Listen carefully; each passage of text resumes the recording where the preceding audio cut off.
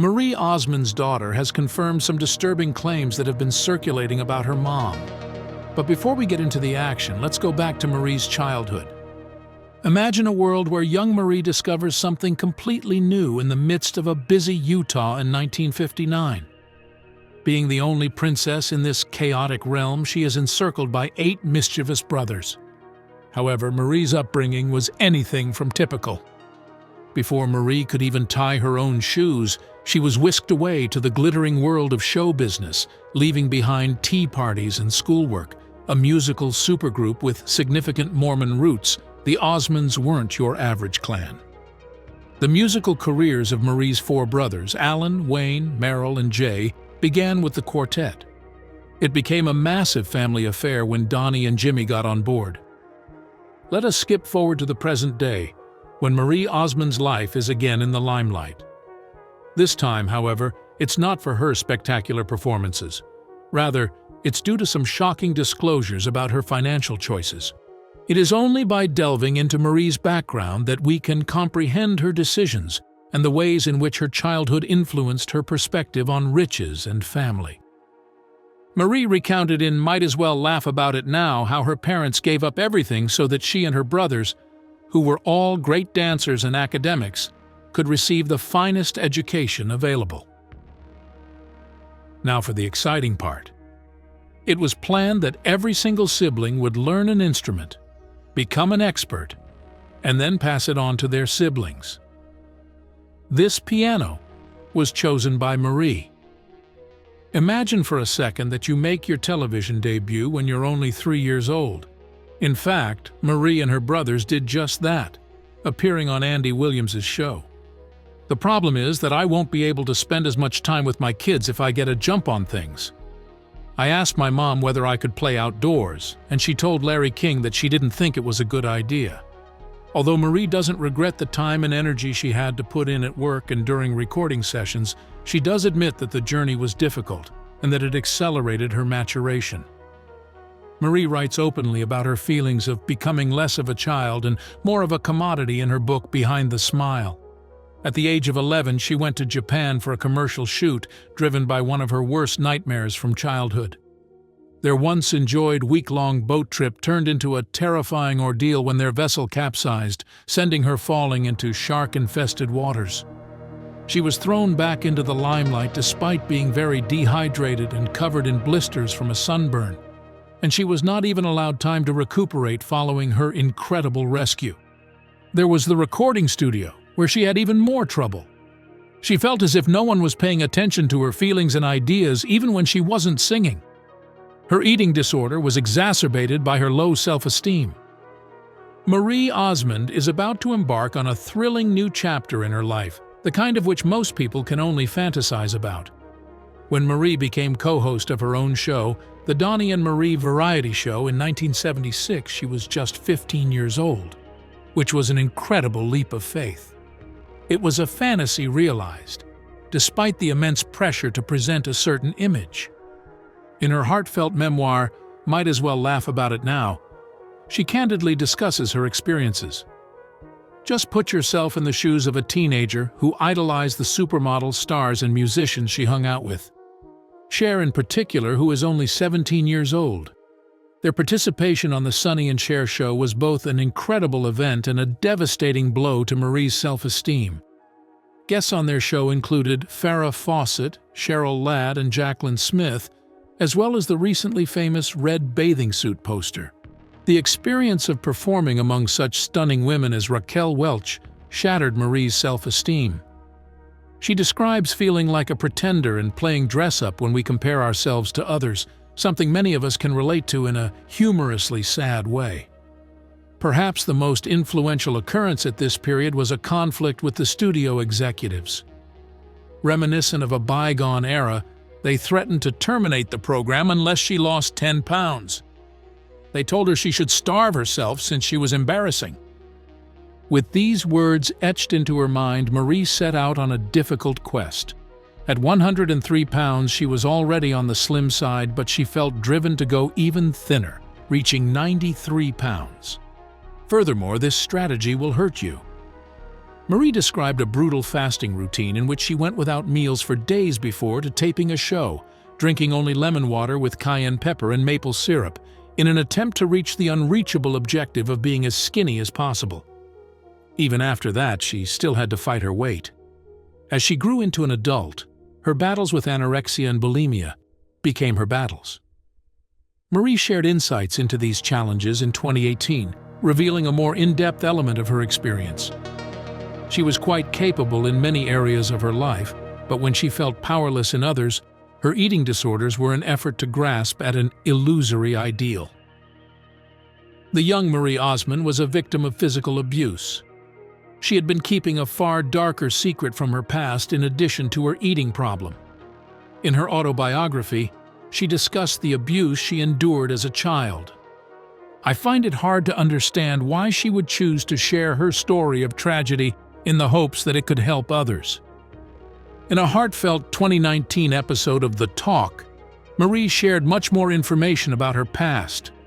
As a result of her experiences, she claimed, she sometimes doubted her own feelings about love and relationships.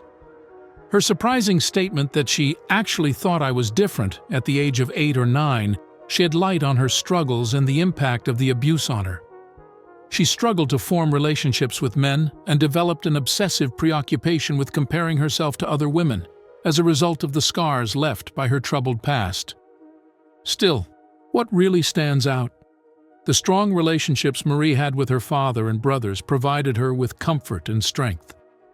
She started to see men differently after experiencing their empathy and understanding. Their unwavering support and love helped her overcome her self-doubt and embrace herself authentically. In spite of all the hardships Marie endured as a young lady, many of her romantic engagements were far from smooth sailing. Being a TV celebrity definitely had its perks, especially when it came to meeting famous men. In the late 1970s, Marie had a number of covert affairs, according to her. Among her memorable engagements was the talented singer Michael McDonald of the Doobie Brothers. "He was probably the object of my first serious crush," Marie said.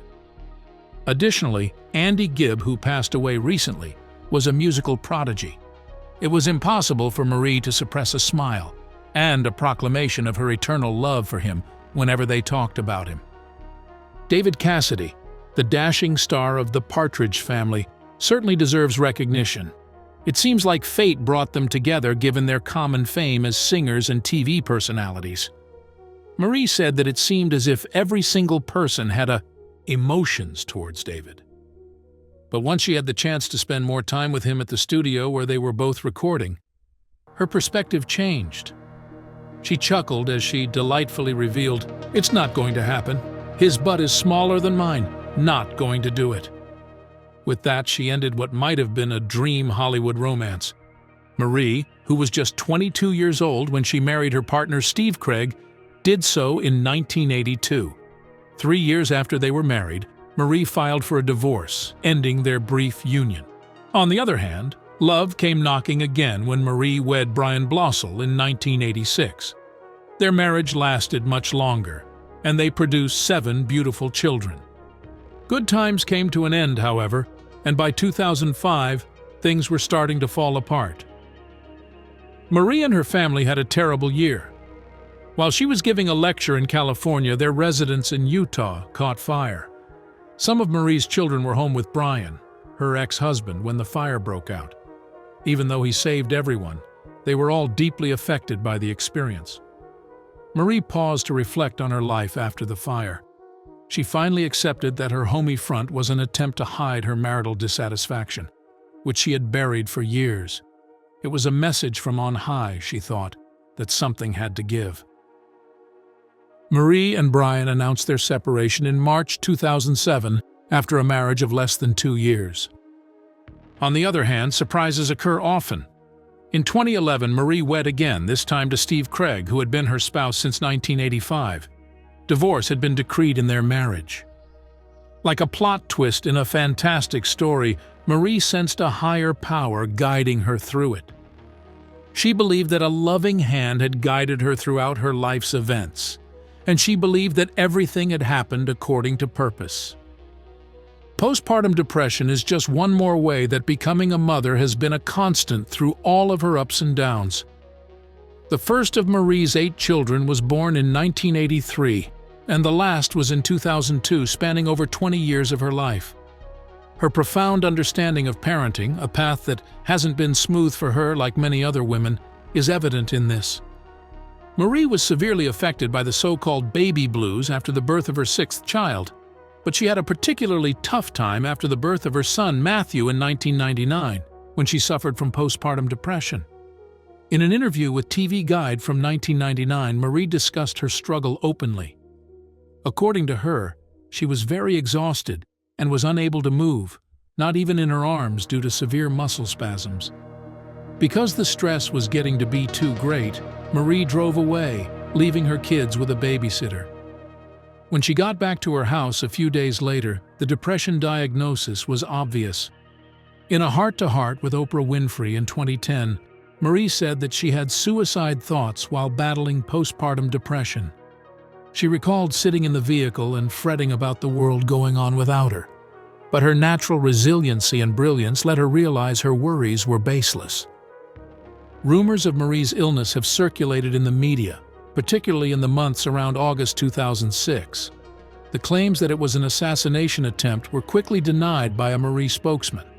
She didn't mean to black out. It was a side effect of her medication.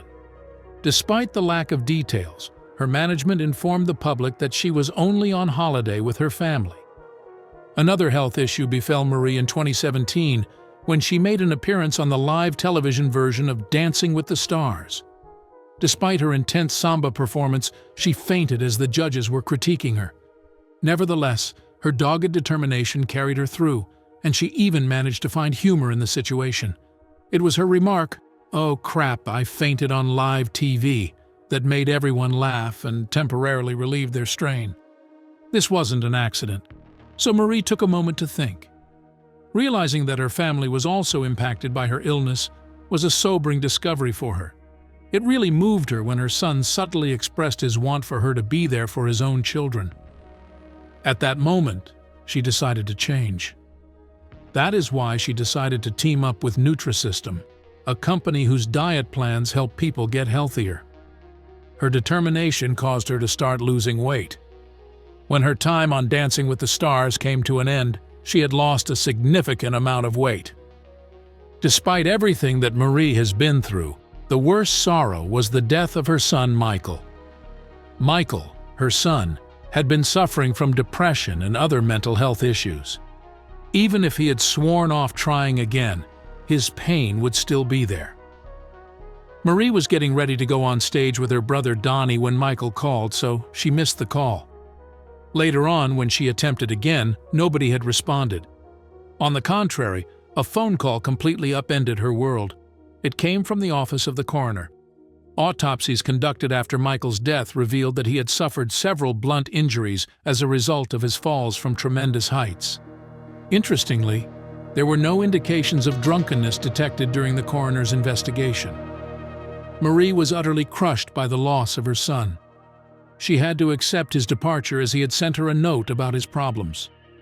Adding insult to injury, she disclosed that her child had been the victim of bullying. Marie Osmond has lost her son and many more close ones. The first occurred in 2004, when her dear mother Olive passed away after a stroke. Her dad George didn't make it beyond her 3rd birthday. It is never easy to lose a parent, even when he lived to a ripe old age of 90. The strikes, however, kept coming. In 2014, a sad tragedy involving a moving truck took the unimaginable life of Marie's 7-year-old granddaughter, Jay Osmond, Marie's brother. This brought Marie back to the anguish she had when she lost her own son many years ago. Tragically, the girl's father, Chris Mortensen, was shot and killed in 2022 when he was a victim of road rage. To rub salt in the wound, Marie's nephew passed away unexpectedly in 2018, perhaps from an undiagnosed medical issue. Her family's health issues continued into 2019. After Marie Osmond's nephew passed away, she spoke out about the family's health issues. She admitted that they had experienced a trying time.